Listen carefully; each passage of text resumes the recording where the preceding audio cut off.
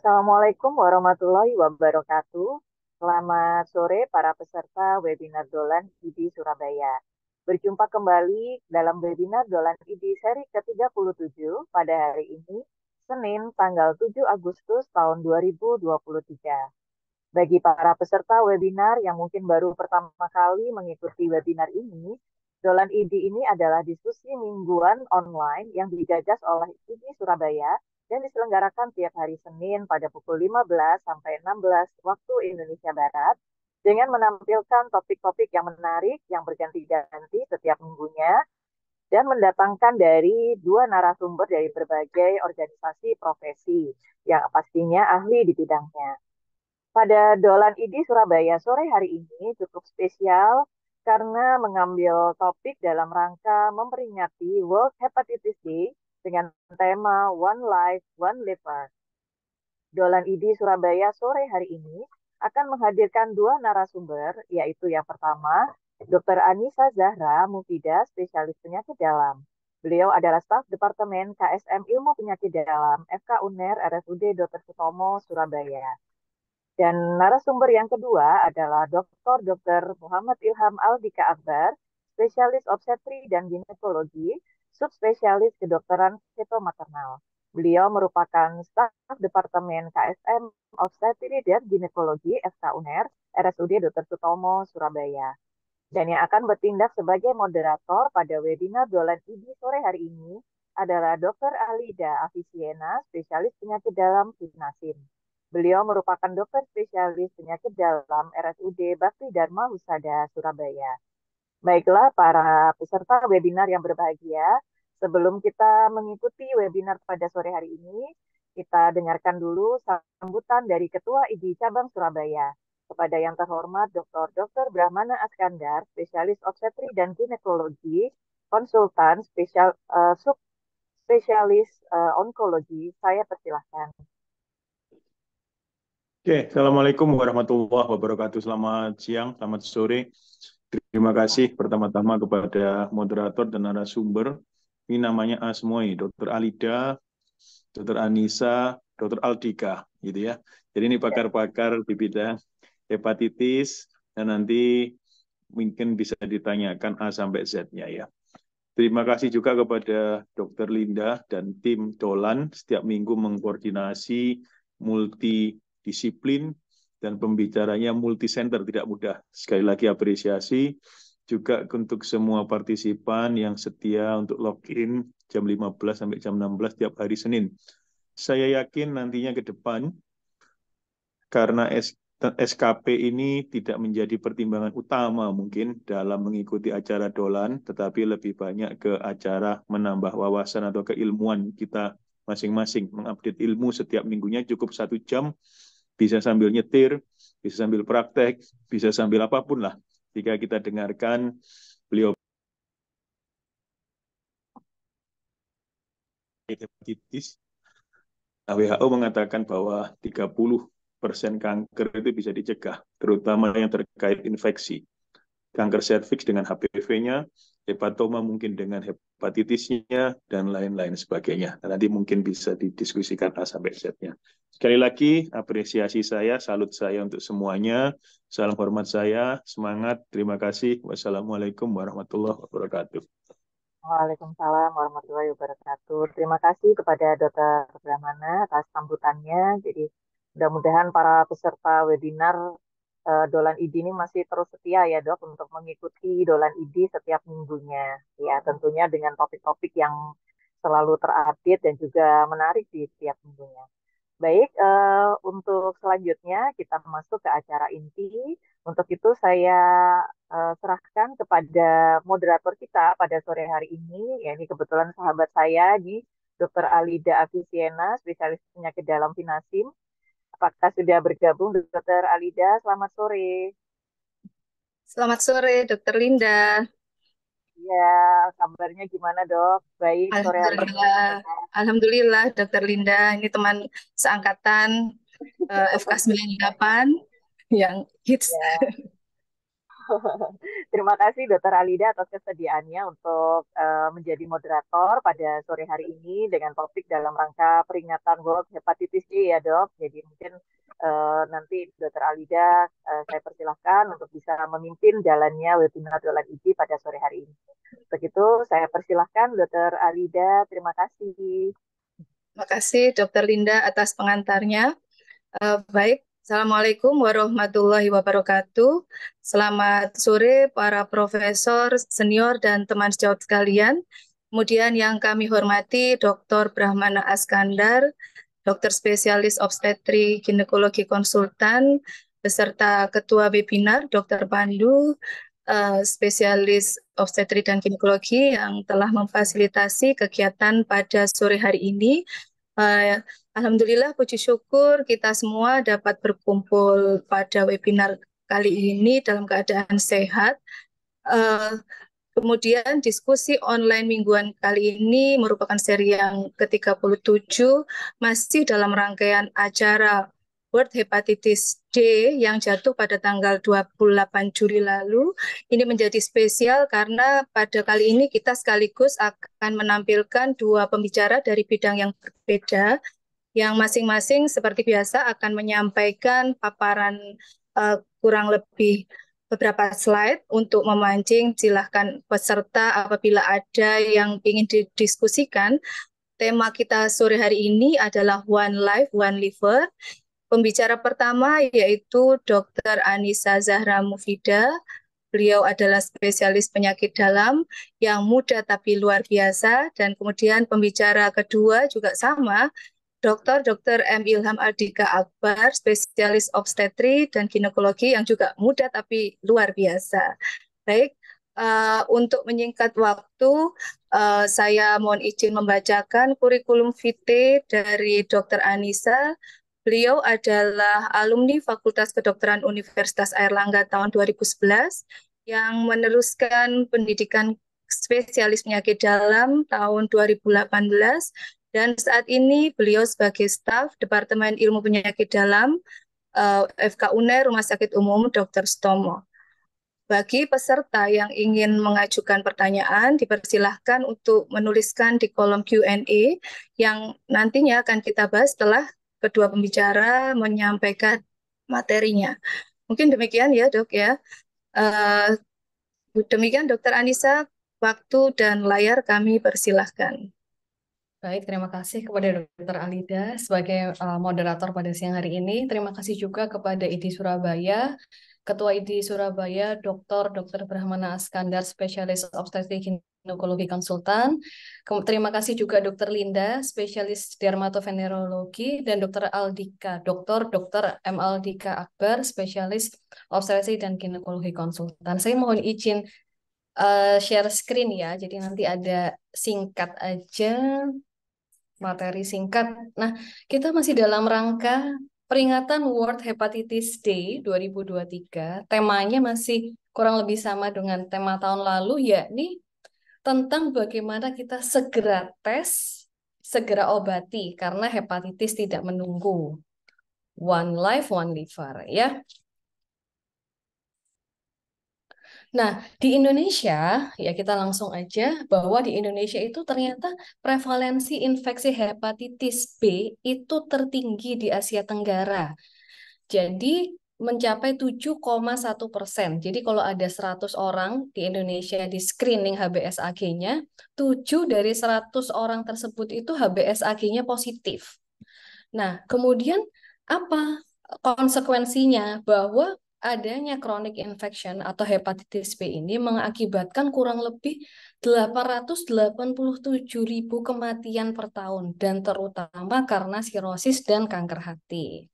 Oleh karena itu, pentingnya kita di sini untuk mengetahui natural history of the disease. Jadi bagaimana sih riwayat alamiah perjalanan penyakit hepatitis B kronis.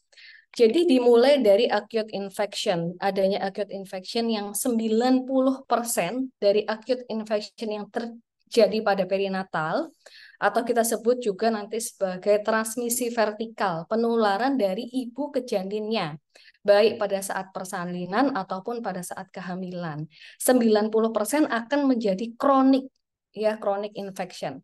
Nah, pada infeksi hepatitis B, chronic infection itu 5-10% bisa berkembang menjadi kanker hati primer tanpa melalui jalur sirosis.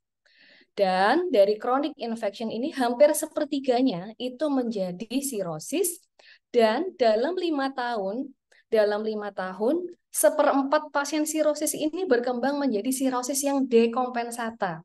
Dekompensata apa gejalanya? Mulai dari asites permagna, hematemesis melena, hipoalbumin, dan tanda-tanda penyakit atau kegagalan hati yang lain.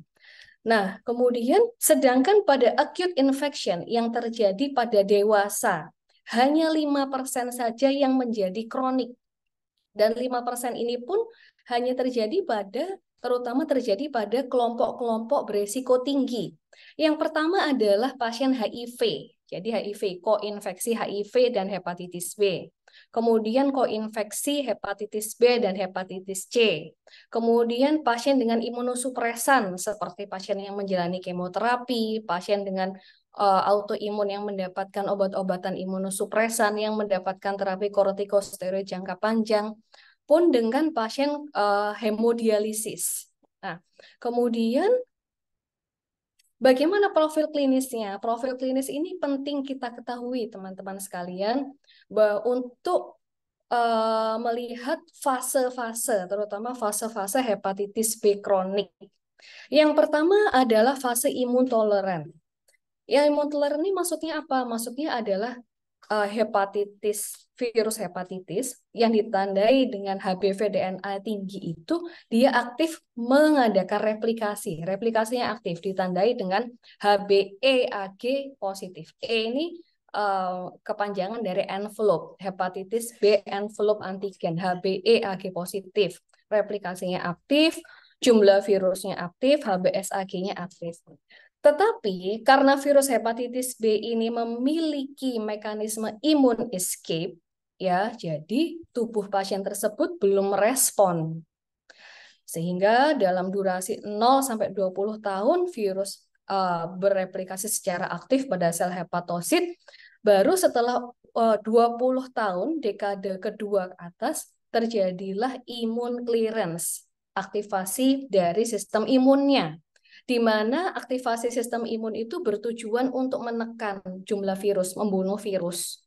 Ditandai dengan jumlah virus yang naik turun, jadi berfluktuasi, pun dengan marker inflamasi yang naik turun. Jadi yang dari awalnya ALT atau SGPT ini rendah normal, menjadi peningkatan SGPT.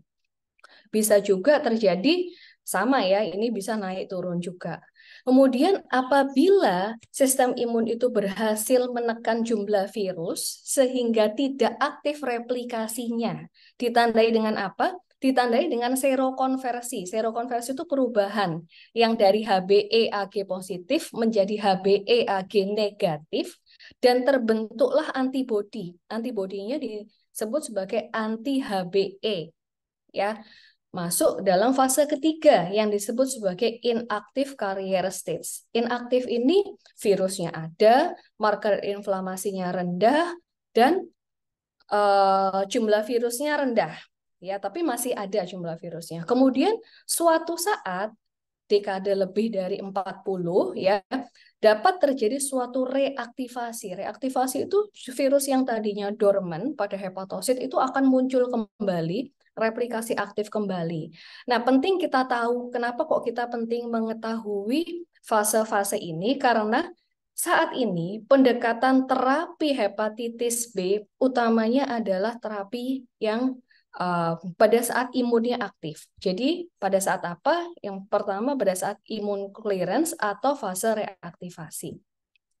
Nah, berbagai penelitian di bidang mulai dari diagnosis, kemudian pencegahan, dan terapi itu secara umum telah merubah prinsip penatalaksanaan hepatitis B dalam 10 tahun terakhir. Kita masih menggunakan konsensus nasional penelitian pelaksanaan hepatitis B di Indonesia. Ada 4 kriteria teman-teman sekalian, yang kita periksakan sebelum kita memulai terapi hepatitis B. Yang pertama, setelah pasien itu kita screening ya, screening menggunakan HbSAg, S itu surface. Kemudian kita periksakan HbEAg, E itu envelope. Envelope itu status replikasi ya, untuk menilai status replikasinya, apakah HbEAg-nya positif atau tidak. Kemudian menilai jumlah virusnya. Kita lihat dari HBV DNA. Kemudian marker inflamasi kita lihat dari paling tidak menilai ALT atau SGPT, dan yang keempat adalah menilai histologi.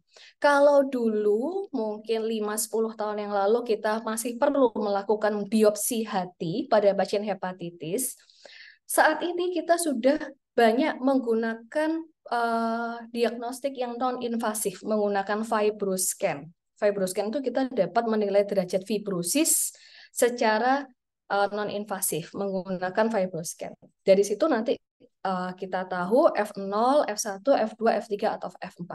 Kemudian apa pilihan terapinya? Pilihan terapinya juga yang pertama adalah imunomodulator, interferon ya, Pegasus atau interferon alfa. Itu terutama untuk kelompok pasien muda, satu muda, tidak sirosis, dan yang ketiga pasien dengan jumlah virus yang rendah. Kemudian pilihan yang berikutnya adalah nukleosida analog. Teman-teman sekalian, hanya 3 obat yang saat ini direkomendasikan untuk terapi nukleosida analog pada hepatitis B. Tiga obat saja. Yang pertama adalah tenofovir TDF, yang kedua adalah tenofovir TAF, yang ketiga adalah entecavir. Yang lainnya, kita dulu mengenal lamivudin, kita dulu mengenal telbifudin, dan lain-lain yang lainnya itu tidak direkomendasikan lagi untuk kita berikan dalam terapi hepatitis B karena resistensi yang tinggi. Baik, saya sudah, Dr. Alida, untuk slide saya. Baik, terima kasih Dokter Anissa yang telah menyampaikan slide singkat, tapi saya rasa sudah merupakan rangkuman dari hepatitis B secara keseluruhan. Monggo para peserta yang ingin bertanya mengenai hepatitis dipersilahkan, terutama hepatitis B ini ya Dok, ditulis di kolom Q&A yang nanti akan dijawab satu persatu. Baik, menginjak pembicara kedua dari Dr. M. Ilham Aldika Akbar, spesialis obstetrik ginekologi, subspesialis konsultan feto maternal. Mohon izin saya akan bacakan kurikulum vitae-nya. Beliau lulus dari Fakultas Kedokteran UNER tahun 2005, kemudian menempuh pendidikan spesialis obstetrik dan ginekologi lulus tahun 2011 dan saat ini telah menyelesaikan subspesialisasi konsultan feto maternal tahun 2016. Beliau akan menyampaikan materi tentang pencegahan transmisi vertikal dari ibu hamil kepada bayi. Monggo Dr. Aldi, waktu dan layar kami persilahkan. Ya, terima kasih Dr. Alida. Assalamualaikum warahmatullahi wabarakatuh. Selamat sore para senior, teman sejawat sekalian. Saya akan sedikit menyampaikan materi ya tentang pencegahan transmisi hepatitis B dari ibu ke bayi. Tadi sudah banyak disampaikan oleh Dr. Anissa bahwa sebenarnya hepatitis B ini termasuk penyakit infeksi yang sangat mungkin untuk dieliminasi ya. Bahkan WHO menargetkan pada tahun 2030 nanti sebenarnya anak balita itu prevalensi hepatitis B ditargetkan kurang dari 0,1%. Itu target WHO. Nah, kenapa ini menjadi vital? Bagaimana kita mencegah transmisi hepatitis B dari ibu ke bayi? Karena ada 2 faktor tadi sudah dijelaskan. Pertama, sebagian besar orang dewasa atau sebagian besar kita terinfeksi hepatitis B itu dari transmisi atau vertikal transmisi tersebut. Yang kedua, infeksi pada anak-anak jauh lebih berbahaya dibandingkan infeksi pada dewasa. Karena infeksi pada bayi itu akan dapat berkembang menjadi hepatitis B kronis, sedangkan biasanya infeksi pada dewasa itu tidak akan sampai menjadi penyakit yang kronis. Saya hanya ingin menampilkan data dari Kemenkes ya, bahwa ini adalah jumlah screening ibu hamil yang diperiksa hepatitis B-nya tahun 2021 ini hampir mencapai 3 juta kasus. Dan prevalensi yang positif itu sekitar 1,61%. Jadi ini ibu hamil yang terdeteksi positif ya di Indonesia, yang dia ini bisa berpotensi menularkan hepatitis B ke bayinya. Kita lihat memang dari tahun ke tahun ada penurunan ya. Nah, ini terkait juga dengan semakin baiknya program pemberian hepatitis B vaksin ya kepada bayi-bayi baru lahir. Nah, sedangkan bagaimana dengan kondisi bayinya? Data bayi yang terkumpul sekitar 36.000 ya, 36.700 ini, kemudian yang mendapatkan HBO atau vaksinasi hepatitis pertama itu kurang dari 24 jam ada 97,8%. Nah, yang mendapatkan HBIG atau HB imunoglobulin itu kurang dari 24 jam sekitar 9%. Nah, dari semua ini yang bisa diperiksa diikuti setelah 9-12 bulan itu hanya 9.000, dan yang negatif ya non reaktif HBsAg-nya itu sekitar 98%. Jadi ada sekitar 2,2% bayi yang masih positif ya, meskipun sudah dilakukan upaya pencegahannya.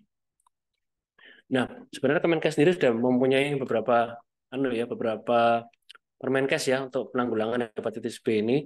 Yang terbaru tahun 2017 ya mengenai eliminasi hepatitis B, HIV, sifilis dari ibu ke anak ya. Dan targetnya memang 2030 itu ditargetkan kita bisa mengeliminasi hepatitis B. Jadi kurang dari 0,1%. Ini sesuai dengan target global WHO ya. Jadi ya, harapannya 2030 bisa tercapai. Kemudian vaksinasi hepatitis B itu tercapai lebih dari 90%. Saat ini kalau di secara global masih sekitar 80%. Kemudian pencegahan penularan dari ibu ke anak ya dengan pemberian HBO kurang dari 24 jam dan HBIG itu bisa lebih dari 90%. Dan juga nanti ada target tambahan terkait hepatitis C. Ini yang dikerjakan di Indonesia saat ini. Jadi program PPIA itu seperti piramid ya, yang paling dasar adalah imunisasi hepatitis B ya, 3 dosis. Jadi diberikan secara wajib ya pada semua bayi baru lahir. Kemudian ada HBO ya, kurang dari 24 jam pada saat lahir juga, ini pada semua bayi diberikan juga. Jadi ada 4 yang wajib. Kemudian ini screening. Nah, sekarang ini Kemenkes menggalakkan screening universal. Jadi pada semua ibu hamil itu wajib di screening HIV, hepatitis, dan sifilis. 3 penyakit infeksi itu wajib di screening. Dan ini dilakukan sudah gratis ya, di puskesmas sudah bisa mengerjakan, seharusnya secara free. Kemudian HBIG, jadi pada ibu-ibu yang HBsAg-nya positif diberikan HBIG. Dan yang terbaru itu adalah program pemberian tenofovir tadi, TDV tadi, TDF ya, sudah dijelaskan oleh Dr. Anissa. Ini sebagai tambahan lagi untuk rendah lagi angka prevalensi dari hepatitis B pada bayi. Nah, ini slide terakhir saya cuma menunjukkan ya. Jadi kalau ada seorang ibu dengan HBsAg positif, nah maka kalau tidak dilakukan apa-apa, maka kalau dia memiliki HBsAg positif, risiko bayinya tertular itu sekitar 70-90% ya. Tapi kalau HBsAg negatif sekitar 10-40%. Tapi kalau kita berikan HBIG dan HB vaksin ya, HB0 kurang dari 24 jam itu kira-kira cuma 2-3% saja. Jadi menurun lebih dari 95% ya sebenarnya dengan pemberian HBIG dan HB vaksin. Tapi kalau dari ini kita teliti lagi ya, kita pecah lagi, ada yang kita kelompokkan yang HBIG negatif sama HBIG positif. Kalau HBIG negatif dengan intervensi ini saja sudah kurang dari 0,1% sebenarnya risiko dari penularan ke bayinya. Tapi kalau HBIG positif itu masih antara 5-10%. Nah, dengan pemberian antivirus terapi tadi dengan tenofovir harapannya ini bisa turun lagi sampai mencapai kurang dari 1%. Jadi ini peran dari tenofovir tadi untuk menurunkan risiko MTCT pada bayi ibu yang HBIG-nya positif. Ya, mungkin itu singkat aja dari saya, nanti kita diskusikan lebih lanjut ya. Terima kasih Dr. Alida. Baik, terima kasih Dr. Aldi yang telah menyampaikan bagaimana pencegahan transmisi vertikal. Baik, selanjutnya kita langsung saja membacakan pertanyaan dari peserta webinar kali ini. Yang pertama dari Dr. Haryana Rotama yang menanyakan bahwa dulu ayahnya wafat karena hepatitis B, kemudian yang ditanyakan bagaimana terapi hepatitis B saat ini, apakah sudah banyak kemajuan? Mungkin tadi sudah dijelaskan oleh Dr. Anissa ya, prognosisnya bagaimana dok untuk hepatitis B ini? Kemudian status hepatitis B karier apa masih dipakai dan perlukah pencegahan kepada keluarga. Terus kemudian beliau juga menanyakan apakah hepatitis B dan hepatitis C itu ada harapan untuk sembuh. Demikian Dokter Anissa, mungkin bisa langsung saja satu pertanyaan langsung dijawab. Baik, terima kasih atas pertanyaannya, Dokter Haryana Rotama. Jadi perkembangan saat ini itu kalau dulu kita masih menggunakan obat golongan lamivudin, kemudian sofosbuvir dan lain-lain itu sudah tidak dianjurkan. Yang sekarang kita memilih obat dengan profil resistensi yang rendah. Dikatakan dalam literatur bahwa tenofovir itu tingkat resistensinya kurang dari 1%. Dan entecavir zero resistensi, belum ada resistensinya terhadap terapi hepatitis B. Oleh karena itu sekarang pendekatan terapi hepatitis itu dengan 3 obat tadi ya, tenofovir yang TDF, kemudian tenofovir yang TAF, dan entecavir. Jadi seperti itu, dengan keberhasilan untuk supresi virus yang sangat baik sekali. Kemudian, apakah hepatitis B karier masih dipakai saat ini? Untuk status hepatitis B karier itu masih digunakan dengan terminologi inaktif hepatitis B. Kalau di gambar tadi itu gambar yang ketiga, inactive carrier stage itu. Kemudian apakah perlu diobati? Kalau dalam fase inaktif carrier kita belum mengobati, kita tunggu sampai ada tanda-tanda aktivasi dari status imunnya. Dinilai dengan apa? Yang pertama adalah peningkatan persisten dari ALT atau SGPT. Yang kedua adalah peningkatan derajat fibrosis. Jadi yang awalnya misalnya F0 dia menjadi F1, F2. Ataupun pasien yang sirosis. Kalau pasien sirosis sudah jelas F4 atau misalnya dari USG didapatkan chronic parenchymal liver disease, itu kita tidak menilai jumlah virus, tidak menilai kadar SGPT-nya langsung dapat diobati. Jadi begitu, Dok. Lalu kemudian perlukah pencegahan agar tidak menulari? Perlu, sangat perlu. Ini yang kadang kita lupa untuk sampaikan ke pasien dan keluarganya ya. Pada seorang pasien dengan hepatitis B itu harus di-screening anggota keluarga lainnya. Anggota keluarga mencakup apa? Yang pertama adalah istri atau suami. Yang kedua adalah anaknya. Yang ketiga adalah saudara sekandung. Jadi kalau misalnya pasien ini punya 4 saudara kandung, itu empat-empatnya itu harus dilakukan screening. Screening dengan apa? Screeningnya dengan HbSAg. Kemudian bagaimana untuk hubungan seksual, misalnya istri hepatitis B karier, suaminya bagaimana agar tidak tertular. Jadi keluarga yang tadi ya, misalnya ini suaminya sakit, istrinya sakit, lalu suaminya ini disarankan untuk dilakukan vaksinasi. Vaksinasi dengan HbSAg rekombinan, minimal 3 dosis. Dengan target anti HBS itu lebih dari 10. Jadi nanti setelah vaksinasi 3 dosis, jadi bulan ke-0, bulan ke-1, dan bulan ke-6 disarankan untuk cek titer. Titer yang dicek adalah anti HBS. Targetnya di atas 10. Titer anti HBS di atas 10 memiliki proteksi untuk mencegah infeksi hepatitis B. Tetapi kalau kadar titernya masih kurang dari 10, kita sarankan untuk pengulangan booster seperti itu, Dok. Kemudian ini pada kasus hepatitis kehamilan, apakah perlu terapi khusus? Ya betul ya, tadi sudah dijelaskan oleh Dr. Aldi juga ya. Jadi terapinya itu dengan tenofovir pada trimester ketiga pada ibu hamil HbE-Ag positif dan atau kadar HPV DNA lebih dari 10 pangkat 5. Jadi seperti itu. Mungkin Dr. Aldi ada tambahan, Dok, untuk pertanyaan yang terakhir. Bagaimana saat hamil dan persalinannya, Dokter? Pada ibu wanita hepatitis B? Iya, terima kasih Dr. Anissa. Jadi Dr. Haryani, SPOG juga ini Dr. Haryani. Jadi untuk terapi khusus ya, jadi itu sebenarnya kalau untuk pencegahan dari ibu ke anak ya untuk hepatitis B tadi awalnya kan hanya dengan vaksinasi hepatitis ya. Jadi vaksinasi hepatitis pada bayi baru lahir yang diberikan 4 kali ya, Pak. Yang mulai HB0, terus kemudian HB1, 2, 3 itu ya. Namun sekarang ada tambahan pada ibu hamil dengan HbA Ag positif atau kadar HBV DNA-nya viral load-nya lebih dari 200.000 itu sekarang dari Kemenkes menyarankan pemberian TDF ya, tenofovir di Fumarat itu sebagai tambahan. Jadi kalau dengan kedua apa intervensi tersebut itu bisa menurunkan sampai kurang dari 1% risiko hepatitis B-nya pada anak ya.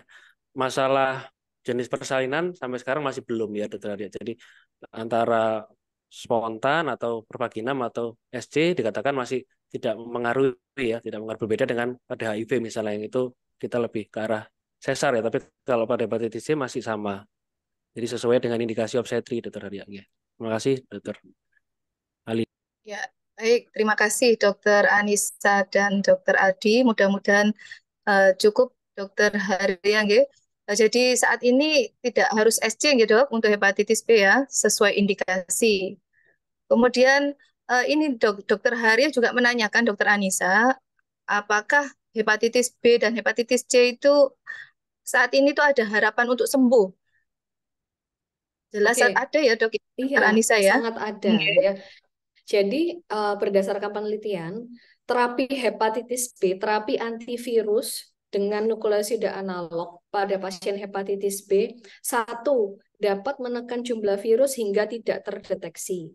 Yang kedua, dia bisa mencegah kerusakan hati. Dan yang ketiga, dia memperbaiki kerusakan yang telah terjadi. Jadi pasien ini misalnya derajat fibrosisnya sudah F4, ya itu bisa baik menjadi F3 atau F2.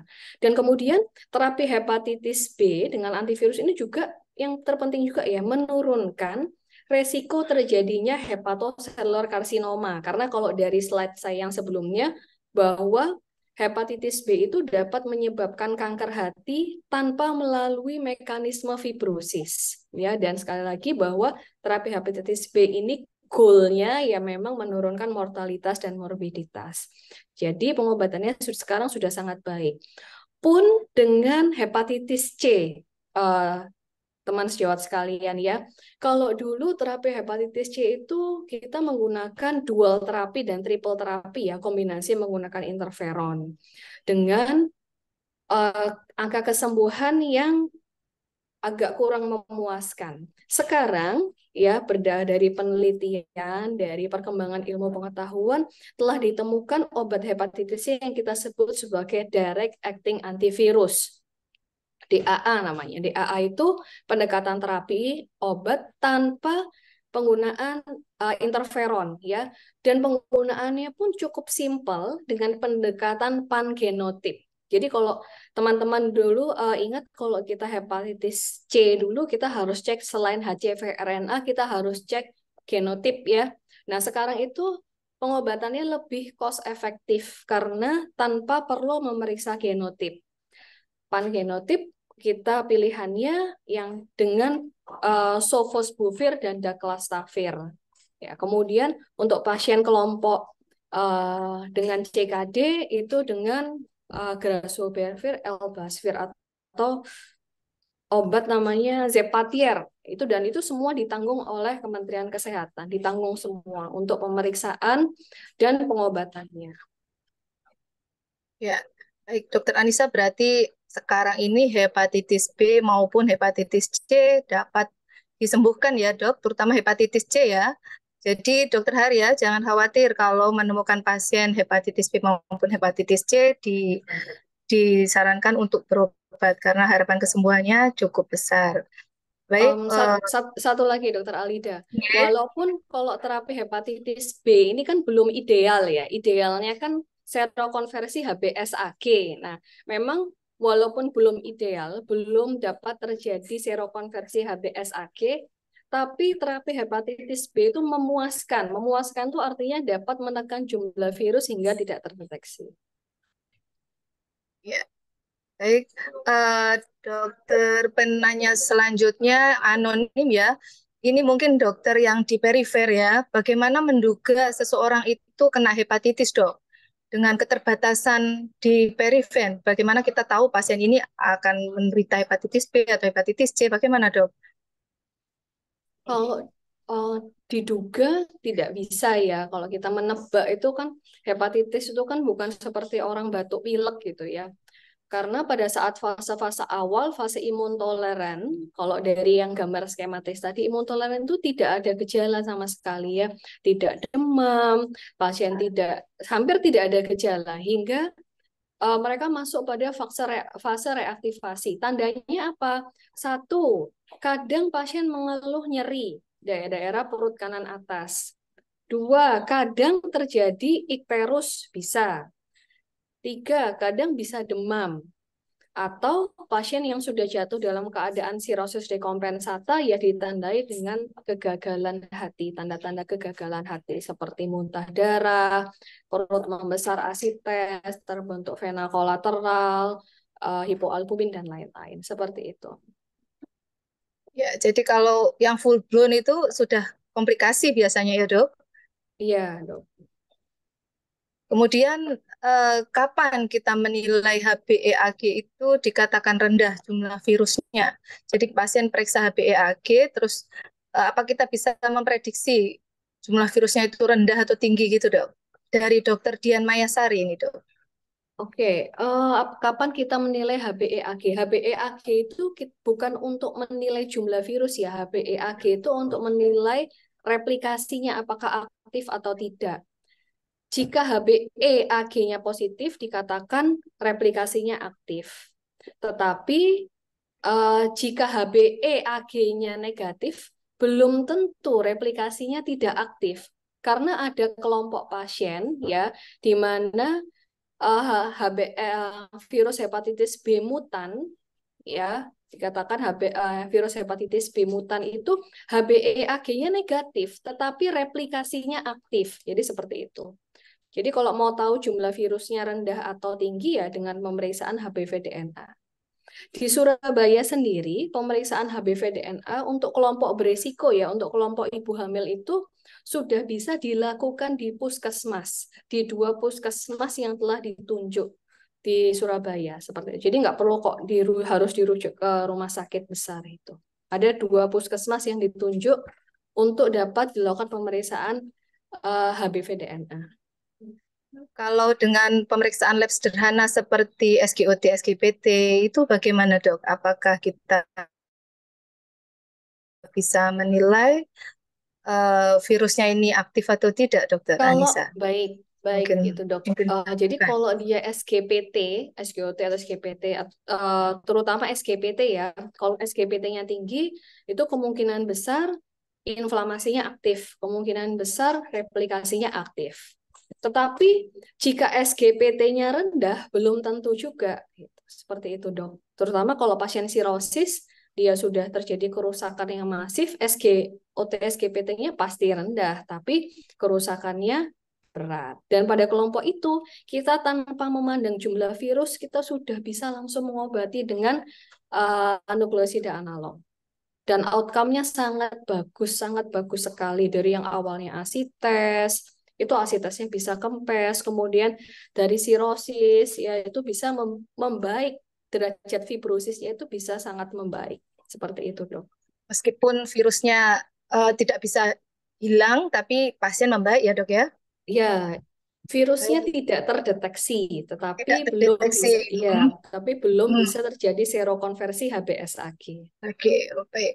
Baik, kemudian untuk Dokter Aldi nih ya, bagaimana penanganan pada bayi baru lahir dengan status ibu HBsAg reaktif mungkin ini, Dok?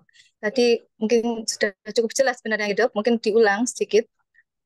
Oke, untuk Nah, pada bayinya. bayinya, oh ya, ya jadi untuk bayinya itu kita nggak berbicara ibunya. Jadi kalau misalnya bayinya lahir dari ibu yang HBsAg reaktif, maka harus kita berikan vaksinasi ya. Jadi vaksinasi mulai dosis 0 itu kurang dari 24 jam. Kemudian dosis 1, 2, 3. Kemudian harus juga diberikan HB imunoglobulin pada bayinya ya. Disarankan juga kurang dari 24 jam. Kemudian nanti biasanya pada bayi yang ibunya BSAG ini perlu dilakukan pemeriksaan ya status hepatitis B-nya pada sekitar 9 sampai 12 bulan. Itu saja dok yang harus dikerjakan untuk bayinya sebenarnya. Jadi bayinya tetap harus diikuti ya dok, Iya, ikuti nanti. sampai 1 tahun umurnya, G. Ya, betul. Nanti harus dicek Ya, hepatitis B-nya. ya. Kemudian ini Dokter Anissa, ini yang penting mungkin ya dari Dokter David. Bagaimana panduan tes rutin pada pasien hepatitis B yang tanpa gejala? Harus kontrol apa saja ini dok pasiennya supaya Yang mencegah jadinya sirosis atau kanker dok. bagus, iya baik Dokter Alida, ini pertanyaan yang sangat bagus sekali ya dari Dokter David B. Santoso ya. Jadi apa sih panduan tes rutin pada pasien dengan HBsAg positif tanpa gejala? Yang pertama adalah pemeriksaan SGOT SGPT. Kedua, paling enggak diperiksakan HBV-DNA. Kemudian HbEAg dan derajat fibrosis. Derajat fibrosis ini kalau tidak ada pemeriksaan fibroscan, boleh menggunakan USG. Dan screening, terutama screening surveillance hepatoma. Jadi surveillance kanker hati pada pasien hepatitis B kronik itu direkomendasikan dilakukan setiap 6 bulan sampai 1 tahun, terutama untuk kelompok berisiko. Kelompok berisiko itu apa? Satu, pasien sirosis. Yang kedua, pasien dengan riwayat keluarga sirosis atau hepatoma usia muda. Jadi misalnya kalau seorang pasien ya usia 30 tahun, bapaknya dia dulu atau ibunya dia dulu pada saat umur 50-an itu meninggal karena hepatoma atau meninggal karena sirosis. Pasien ini termasuk kelompok beresiko. Walaupun belum indikasi terapi, dia harus di screening surveillance hepatoma setiap paling enggak 6 bulan sampai 1 tahun sekali. Karena sekali lagi, hepatitis B itu dapat menyebabkan kanker hati tanpa melalui proses fibrosis. Ya, demikian Dokter David, mudah-mudahan menjawab ya. Bagaimana kalau yang fasilitasnya cuma ada lab sederhana dok? Apa yang bisa dilakukan untuk pasien-pasien hepatitis B yang tidak bergejala? Baik, kalau kita melihat, nah ini sebenarnya adalah kearifan ya. Jadi kalau Ya, kita lihat di line tadi skema ada 4 skema, ada 4 fase ya. Imun toleran, kemudian kemudian imun clearance, inaktif karier, reaktivasi. Kalau usia di atas 20 tahun, 20 sampai 40 tahun ya, itu sebenarnya dia fase imun clearance.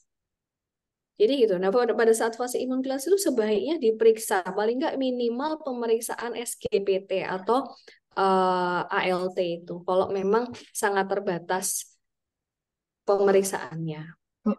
Kemudian adakah cara biar nggak reaktivasi virusnya dok? Apa yang harus dilakukan oleh pasien? Yang harus dilakukan oleh pasien ya menjaga pola hidup sehat ya. Dan untuk cara supaya nggak reaktivasi itu ya selain menjaga pola hidup sehat, dia menghindari obat-obatan yang bersifat hepatotoksik, tidak minum jamu atau suplemen yang berlebihan seperti itu. Tapi kalau mencegah dia tidak reaktivasi yang benar-benar mencegah, saya rasa tidak bisa ya, karena itu natural history of the disease atau riwayat perjalanan penyakitnya akan memang seperti itu. Ya, cukup jelas ya. Kemudian ini ada lagi dari Dokter Wijayadi yang menanyakan tentang apakah ada efek samping penggunaan antivirus tenofovir maupun entecavir pada pasien hepatitis B. Kemudian obat-obat tersebut apakah ditanggung BPJS, dok? Ini Dokter Dokter Wijayadi ya. Oke. Jadi yang saat ini dianjurkan oleh Kemenkes itu adalah tenofovir ya untuk ibu hamil. Jadi entecavir itu tidak dianjurkan dan juga karena keamanannya pada kehamilan dan pada janin itu kurang.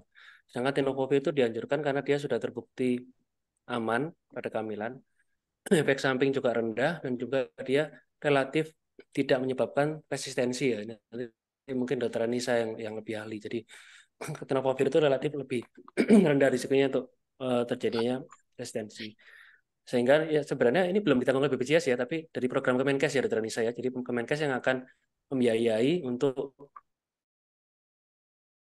tenovovirnya, tapi untuk screeningnya itu ditanggung oleh BPJS. Jadi screening universal semua ibu hamil itu bisa dikerjakan di puskesmas dengan BPJS, tapi untuk pemberian tenovovirnya oleh Kemenkes gitu. Ya. Mungkin Mungkin mungkin saya menambahkan ya, kalau tenofovir dan entecavir di rumah sakit tipe A itu masih ditanggung oleh BPJS. Obatnya tersedia, tapi kalau di rumah sakit tipe B, tipe C mungkin belum tersedia, Dok. Gitu. Tapi kalau di rumah sakit tipe A itu tersedia. Nah, untuk betul sekali yang disampaikan Dokter Aldi ya, bahwa tenofovir itu profil resistensinya itu kurang dari 0 sekian persen. Dan entecavir profil resistensinya malah 0%. Jadi belum dilaporkan adanya resistensi pada tenofovir ataupun pada entecavir. Kemudian efek samping jangka panjang ya. Efek samping jangka panjangnya itu kalau tenofovir itu adalah renal impairment. Jadi untuk pasien-pasien yang mendapatkan tenofovir jangka panjang itu kita harus evaluasi serum kreatin. Kalau terjadi peningkatan serum kreatin atau penurunan estimate glomerular filtration rate, kita harus switch ganti ke entecavir.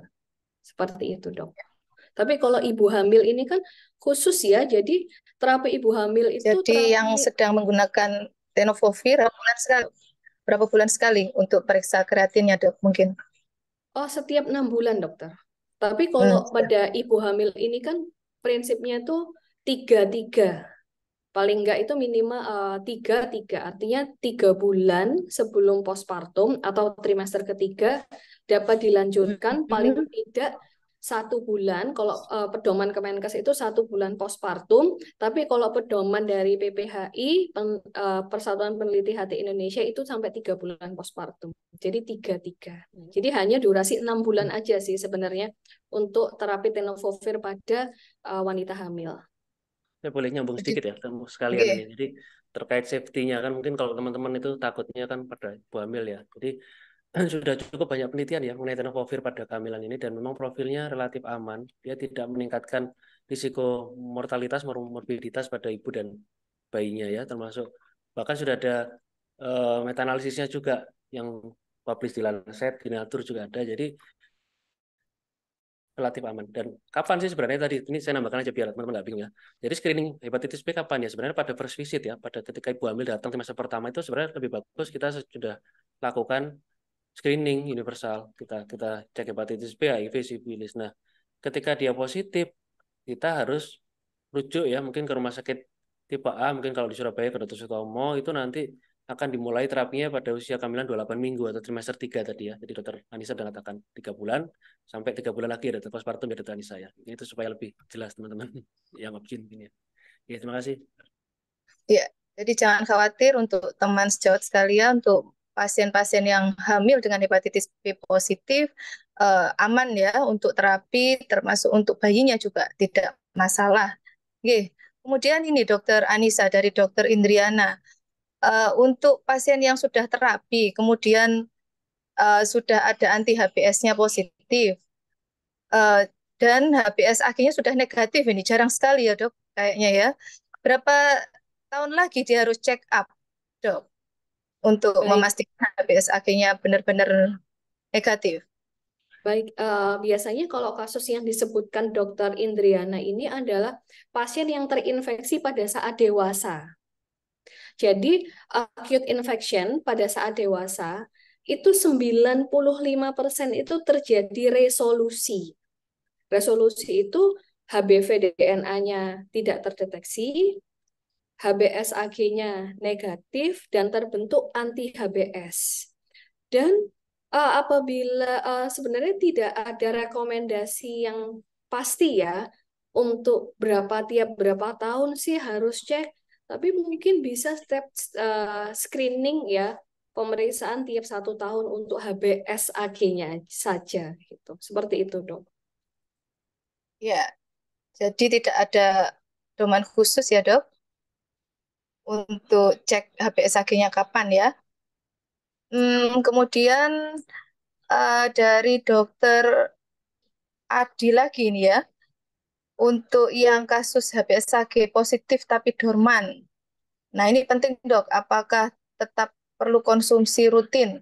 Apa bahayanya dok kalau misalkan kita memberikan tenofovir tapi pasien sedang tidak indikasi? Mungkin itu yang perlu dijelaskan, jadi tidak mudah teman-teman untuk memberikan tenofovir tanpa indikasi yang jelas. Mungkin masukannya dok?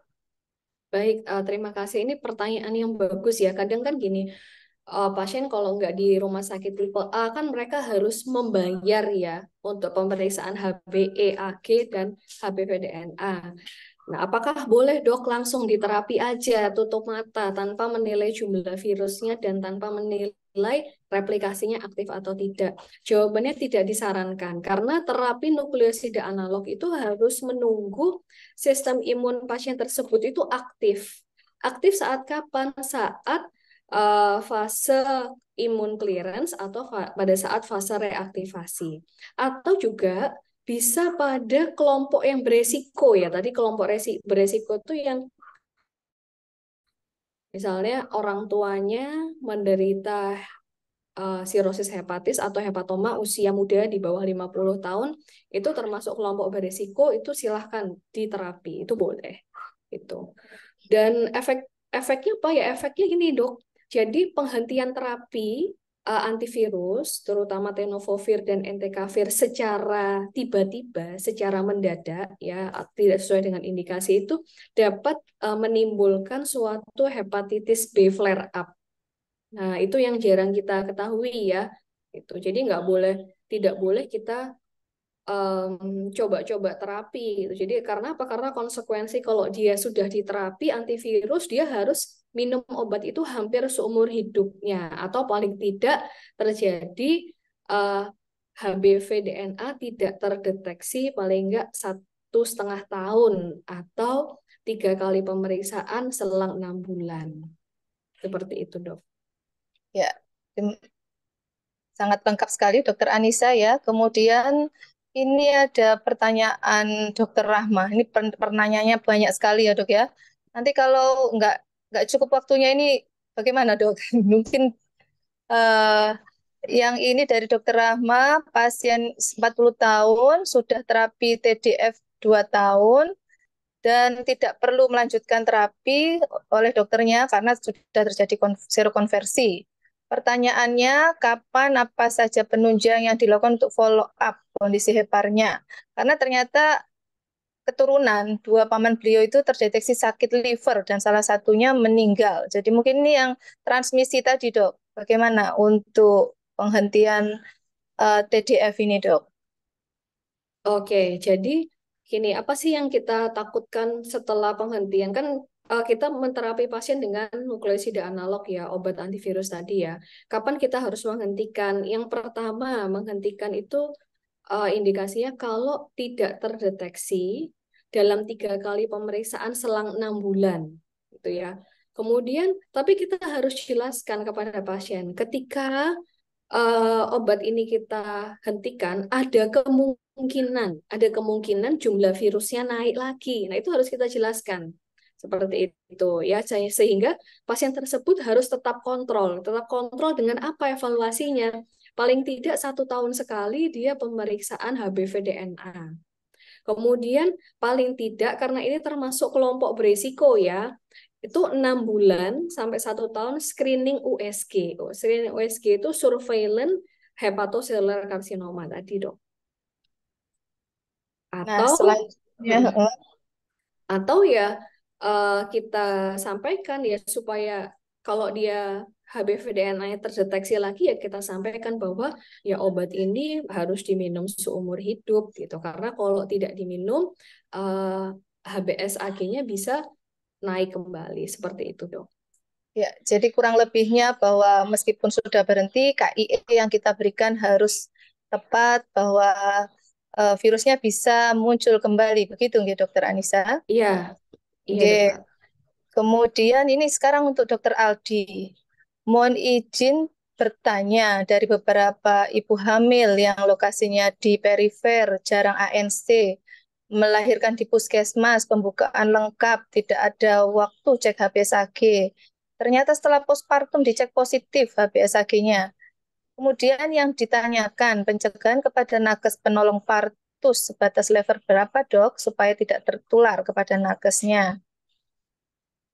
Ini Dokter Aldi, bagaimana, Dok? Ya. Jadi sebenarnya standar ya, universal application untuk menolong partus itu sebenarnya standar ya. Jadi pada semua kasus sebenarnya harusnya dikerjakannya sama. Jadi kita tahu pakai Google, kemudian pakai penutup Google itu ya, penutup mata, atau pakai helm itu boleh, pakai masker, pakai sarung tangan, pakai skort, dan pakai sepatu boot ya. Sebenarnya itu standar seperti itu. Termasuk pada kasus untuk HIV juga sebenarnya sama ya. Jadi tidak perlu yang berlebihan. Jadi itu universal precaution standar sudah cukup, Dokter Alida.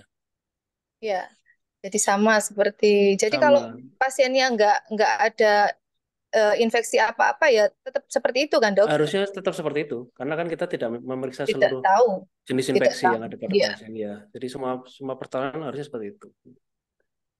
Kalau udah kadang-kadang tuh nakesnya, loh ternyata positif, takutan, Dok. Padahal dia Iya. mungkin nggak precautionnya nggak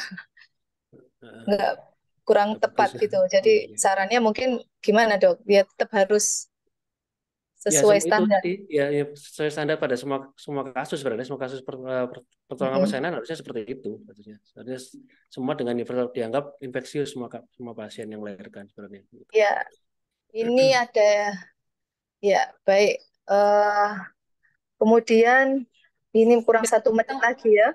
tambahan lagi ya, jangan lupa semua nakes itu kita kelompok beresiko yang harus menjalani vaksinasi ya, teman-teman sejawat sekalian. Vaksin Nah, hepatitis B itu wajib karena saya kadang iseng tanya ke Koas, ke PPDS, tanya loh, sudah vaksin atau belum? Hampir separuh itu menjawab belum. Kalau dulu zaman kita mahasiswa itu kan kita sebelum masuk dari preklinik mau masuk klinik itu kan kita sudah vaksin hepatitis B itu kan bersama-sama ya, bareng-bareng kan ya, satu angkatan biasanya atau satu kelompok itu kita bareng-bareng. Nah, ini perlu digalakkan lagi nih untuk nakes-nakes ya. Bukan hanya dokter, termasuk perawat, bidan dan lain-lain. Jadi sebelum Anda menangani pasien, sebelum Anda masuk ke pendidikan klinis, Anda harus sudah vaksinasi dulu. Itu sangat penting. Karena nggak jarang nanti kita itu dari teman-teman sejawat sekalian itu konsul, Dok, ini saya habis tertusuk jarum. Nah, itu juga tertusuk jarum, pasien ternyata hepatitis B. Kita tanya sudah vaksin atau belum? Belum loh kan jadi kepada resikonya mereka sendiri gitu loh.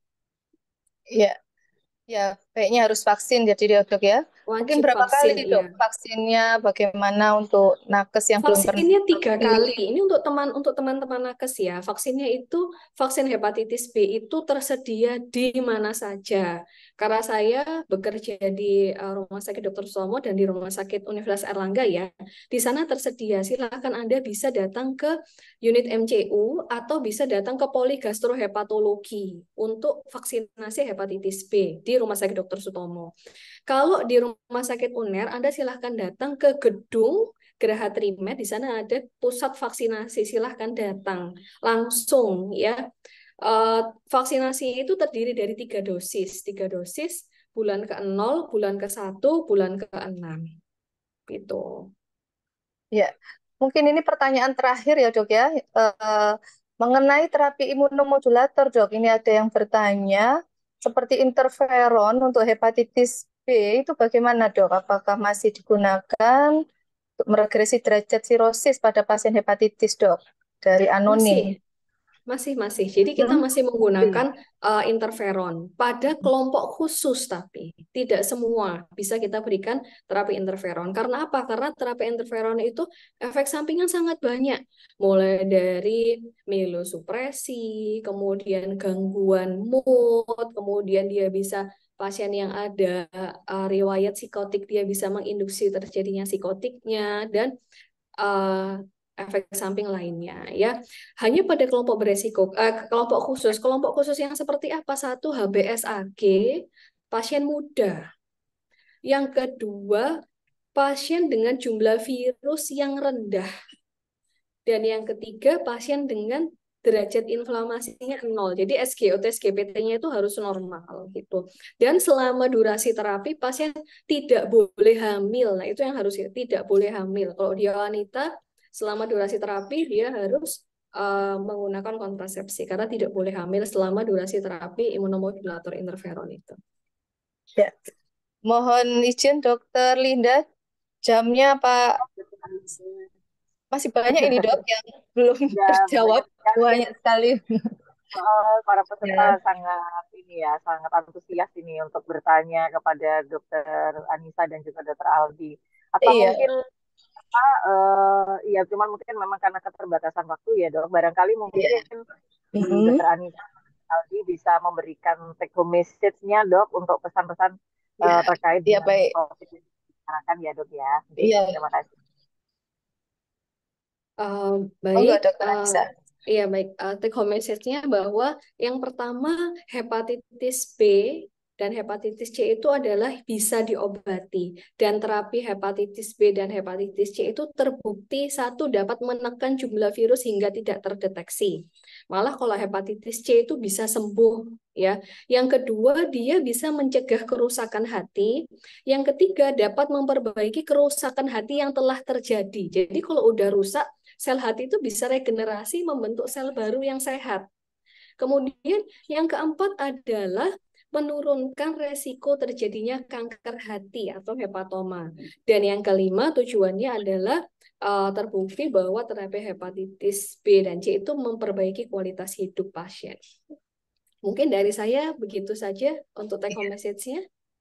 Monggo Dokter Aldi untuk take home message teman kita sore hari ini. Ya, terima kasih Dokter Ada. Jadi dari saya sebenarnya kalau kita ingin mengeliminasi hepatitis B ya, jadi kuncinya sebenarnya pada kehamilan ya. Jadi saat ini kita harus mencegah semaksimal mungkin penularan dari ibu ke bayi. Dengan tidak tertularnya bayi, insya Allah nanti ke depan juga akan sangat rendah kasus hepatitis B di Indonesia. Apa yang harus dilakukan? Pertama, screening universal. Semua ibu hamil harus diperiksa hepatitis B-nya. Kemudian jika fasilitas memungkinkan, diperiksa HbA1c dan diberikan tenofovir di Fumarat ya. Kemudian setelah lahir ibu harus mendapat HbIg dan bayi harus mendapat HbIg dan vaksinasi 4 dosis. Rasanya itu saja cukup untuk bisa menurunkan risiko penularan sampai kurang dari 1%. Ya. Terima kasih Dr. Alida. Baik, terima kasih kepada kedua pembicara. Jadi sesuai dengan tema hepatitis World Hepatitis Day kita pada tahun ini bahwa hepatitis B segera tes, kemudian obati. Sehingga harapannya 2030 Indonesia sudah bebas hepatitis B. Mungkin itu yang bisa kami sampaikan. Kurang lebihnya mohon maaf. Sampai jumpa di acara dolan berikutnya. Wassalamualaikum warahmatullahi wabarakatuh. Waalaikumsalam Waalaikumsalam warahmatullahi warahmatullahi wabarakatuh. Terima kasih wabarakatuh. Dr. Terima Anissa, kasih Dr. Alida. Dr. Aldi, Dr. Aldida, Dr. Linda, Dan dan juga teman Dokter sejawat Aldi. sekalian.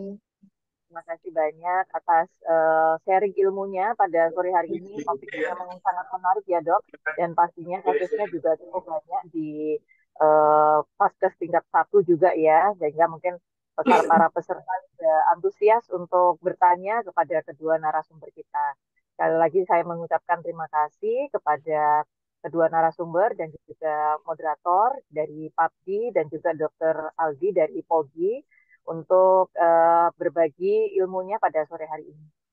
Dan untuk para peserta webinar, jangan lewatkan juga minggu depan untuk Dolan ID Surabaya akan hadir seri ke-38 yang akan membawakan topik infeksi pada kehamilan. Ya, jadi nanti narasumbernya untuk minggu depan itu berasal dari POGI, yaitu dengan kedua narasumber, Dr. Hanifa Erlin dan Mayanti, spesialis obstetri dan ginekologi, dan juga Dr. Nareswari Imananda Sininta, spesialis obstetri dan ginekologi yang akan membawakan topik infeksi pada kehamilan dengan moderator Dr. M. Yusuf, spesialis obstetri dan ginekologi, subspesialis Opkinsos. Jadi jangan lewatkan topik yang tidak kalah menarik untuk minggu depan ya untuk para peserta setia Dolan ID Surabaya. Baiklah para peserta, dengan demikian berakhir sudah acara webinar Dolan ID seri ke-37 pada sore hari ini. Terima kasih atas antusiasmenya, atas supportnya selalu pada Dolan ID Surabaya. Semoga apa yang disampaikan oleh para narasumber dan juga moderator bermanfaat untuk para sejawat sekalian. Dan demikian saya akhiri webinar Dolan ID pada sore hari ini. Wassalamualaikum warahmatullahi wabarakatuh. Selamat sore dan salam sehat selalu. Terima kasih. Terima kasih.